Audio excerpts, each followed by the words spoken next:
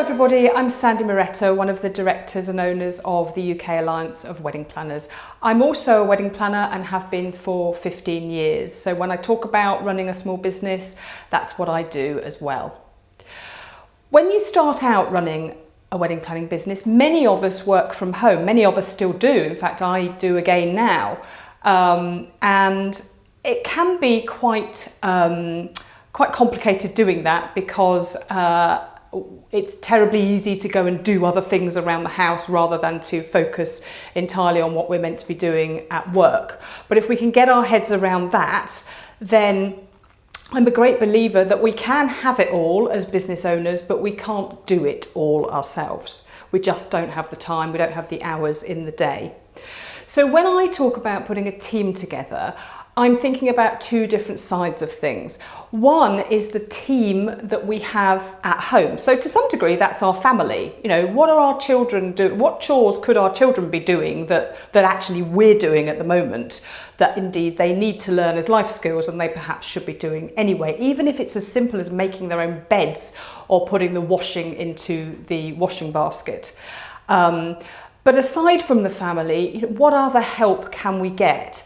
So for example, I'm talking about cleaning the house. If you are cleaning the house, you are probably valuing yourself, depending where you are in the country, at around £10 to £13 per hour.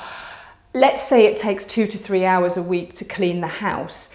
Think about whether it is worth it to you to pay somebody else to do that, somebody who professionally does that, and to have that time back to be working on your marketing, working on the weddings that you're planning, etc., etc.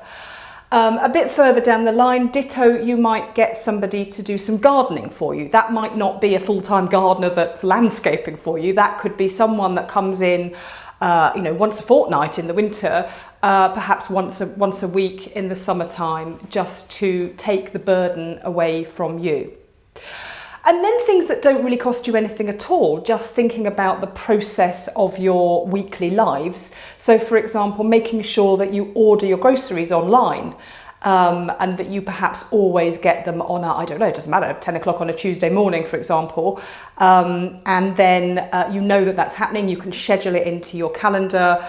And probably, if you're anything like me, a lot of what you get each week is much the same. You're just perhaps menu planning for the week. And that again is saving you some time. So that's the sort of thing I'm talking about on the home life side of things, which can help you.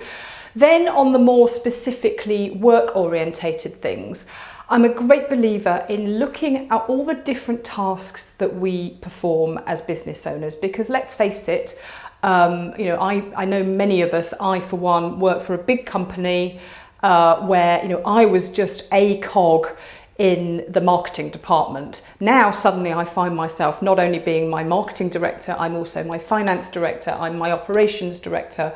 I'm learning to do things that are completely outside of my comfort zone, and having to juggle lots of things and actually plan some weddings along the line.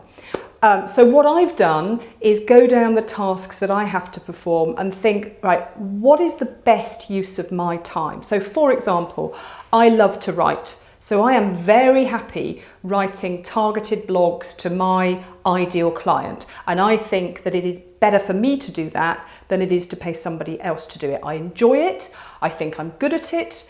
So it's a good use of my time. I worry about numbers. I worry a lot about numbers. I always have. Can I add up? Yes, of course I can. Can I sort a spreadsheet out? Yes.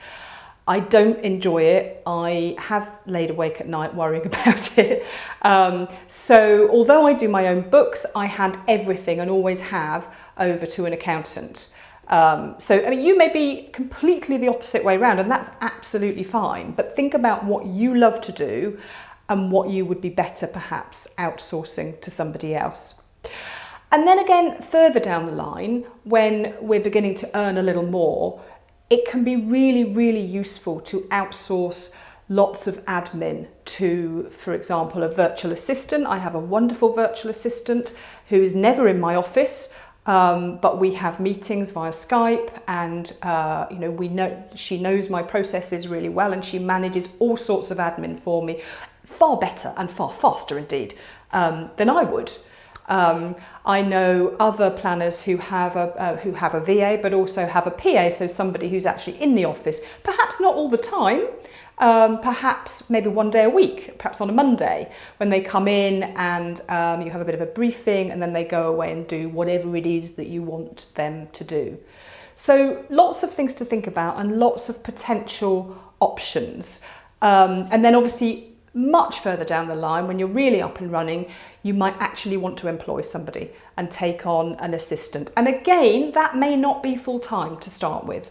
Many people out there, particularly if they're training and they want to become planners, independent planners themselves one day, are very happy to do 1, 2, possibly 3 days a week with a more senior planner for, let's say, a year or two until they're ready to set up independently themselves. So there are lots of options out there.